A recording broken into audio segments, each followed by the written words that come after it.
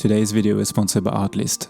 Hey everyone, Flo from Off to Lens here. I'm a French Australian filmmaker based in the French Alps, and today we're going to talk about the new MEIKE 25mm S35 prime cinema lens. In this video I will talk about my experience shooting with this lens in different situations, what I like and don't like about it, and whether or not I would recommend it. Before I start, be sure to subscribe to see more videos like this one, and let's get into it.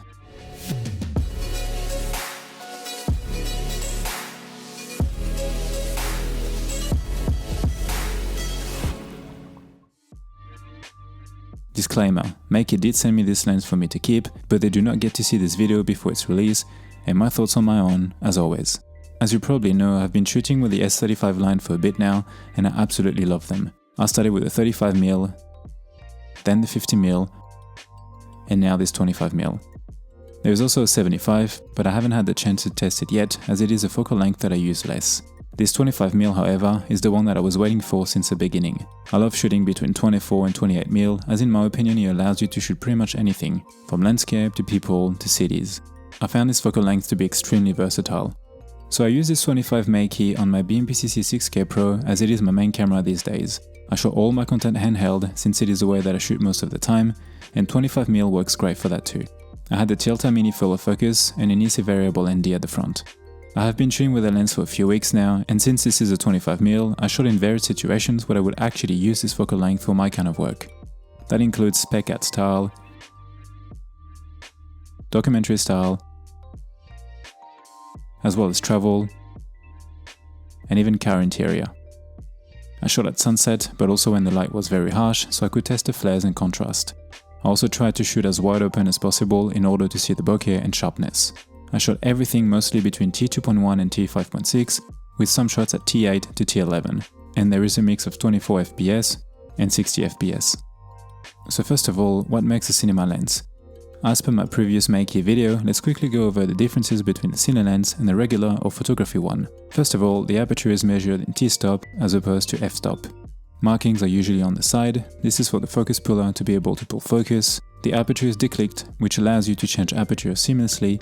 There is a long focus throw to allow for smooth and precise adjustments, and cine lenses usually come in set with the same filter size and gearings in order to easily swap filters or matte boxes, as well as the same or very similar t-stop. Now let's get into the lens itself. First impressions. As with the other ones, the lens is very nicely finished and built, and it looks amazing. I think this one seems to be even better built for some reason, as it feels tighter and might even look slightly darker.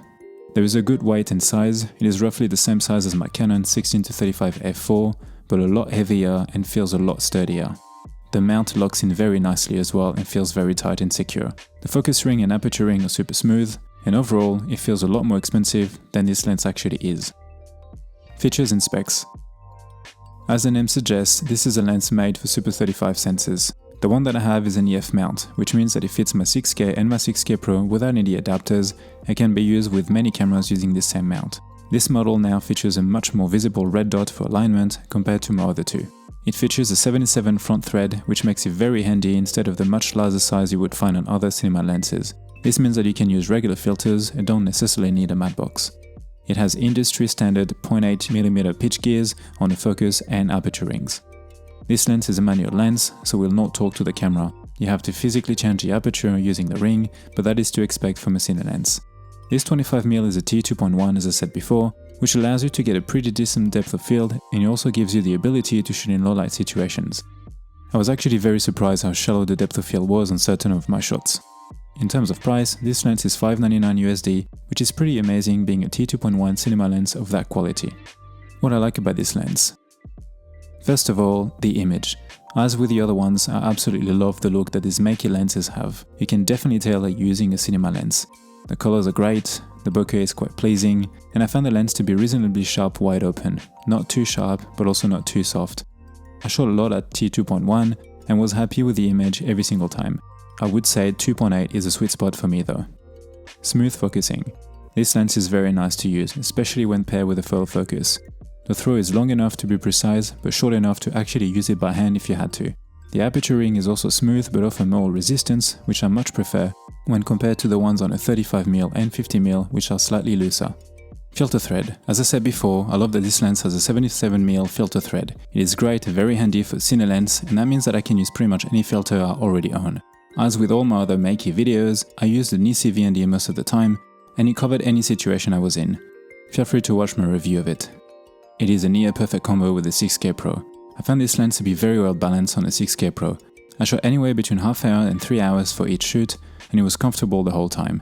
Since I don't need an external monitor or battery with the Pro, I can be very nimble and the kit isn't actually that heavy. I walked for hours on cobblestone streets, for example, and it felt like I was just holding a big DSLR. It is great to be able to carry a cinema lens in your bag as if it were just a regular stills lens. This is why I love using a 25mm as well, as you can capture pretty much anything you need with just one lens. Of course, you have to be mindful of micro jitters since the lens or this camera are not stabilized.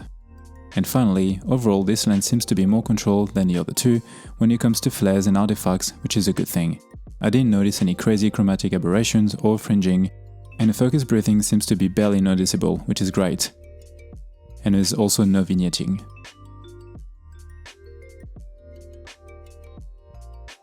And now a quick word about today's sponsor, Artlist. Thanks so much again for sponsoring this video and supporting the channel. Artlist is a website where you can find musics and SFX for your projects. I use it all the time with my YouTube videos and other projects. Whilst I use the unlimited plan for my documentary and commercial work, they also recently introduced a new subscription called the Personal Plan, which is tailored to social media creators. You now have two subscription options: the yearly plan for $9.99 per month, which is billed annually for just under $120, and the monthly plan for $14.99 per month, which is great if you don't want to commit to the full year right from the start.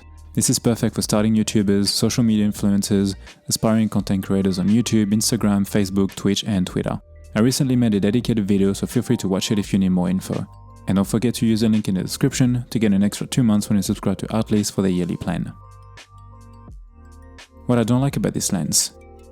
Now let's talk about the things that I don't really like about this lens. Hexagonal flares. Even though I just mentioned that this 25mm is more controlled when it comes to flares, on some shots facing direct sunlight I noticed a hexagonal shaped flare at the bottom of the frame. It didn't happen a lot, and when it did I was shooting in very harsh light conditions, but thought I'd mention it.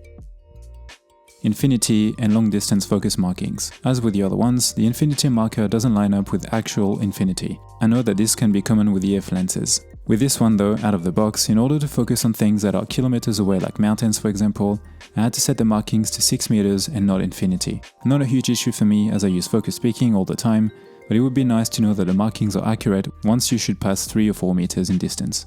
And lastly, you do lose a bit of contrast when filming in direct sunlight, which is to expect, and the softer look didn't bother me at all. As I was editing this review, I thought it would be interesting to see how this 25mm would look for my YouTube talking head setup when compared to my Sigma 18-35. This is when I realized that the MEIKE actually has a much warmer look as well as a very slight green cast. Something that I didn't notice when I was shooting outside since I wasn't comparing it to anything else. Not a major issue for me and I still love the image, but thought I would let you know. Would I recommend this lens? Yes, I would absolutely recommend this lens. I was waiting for this one for so long and it did not disappoint.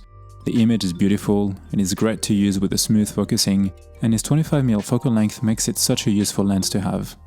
Alongside my 28mm vintage contact Zeiss, this might actually be my new favorite lens. If you can afford it and are in the market for a nice cinema lens, or if you are thinking of getting your first cinema lens, then you should definitely consider this one. Now I just want the 18mm to be out. That's it for me for today guys. Hope you've enjoyed this quick review of the MEIKE 25mm S35 Cine lens. Don't forget to subscribe and let me know in the comments if you're thinking of getting one. As always, thanks for watching and I'll see you in the next one. Bye. Also feel free to check out my new ebook, Freelance Documentary Filmmaking, An Introduction, where you can find a streamlined but comprehensive overview from pre-production all the way to marketing, built on years of my own experience shooting short documentaries around the world.